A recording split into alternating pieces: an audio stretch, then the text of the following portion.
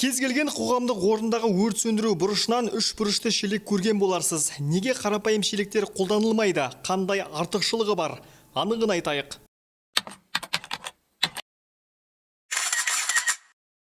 Өрт сөндіру шелегінің үш бұрышты болуының бірнеше нұсқасы бар. Алғашқы нұсқа: мұндай шелекке су жылдам толады. Мәселен, қарапайым шелекке арқан байлап құдыққа салған кезде шелек толығымен бата қоймайды. Оның бір жағына ауырлау зат байлауға тура келеді. Ал конус шелекке бұлай жасаудың қажеті жоқ. Ол суға тез батып кетеді. Екінші нұсқа: суды дәл төгуге қолайлы.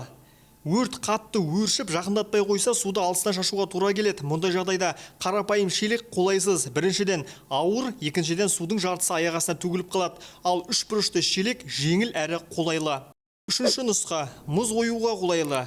Қыс мезгілінде бөшкелердің беті мұз болып жатады. Осындай кезде конус шелектің түбімен мұзды қақ жаруға болады. Төртінші нұсқа: жұмысшыларды демалтпау. Бұл әдіс бұрынғы шетелдік ірі әскери құрылымдарда қолданыла бастаған. Әсіресе кемелерде су толған үш бұрышты шелектерді жұмысшылар жерге қоя алмайды. Сәйкесінше дамылсыз жұмыс істеуге мәжбүр болған. Бесінші нұсқа: конус шелек арзан. Қарапайым шелекпен салыстырғанда конус шелектің түбі болмайды. Сәйкесінше материал аз кетеді және тез жасалады.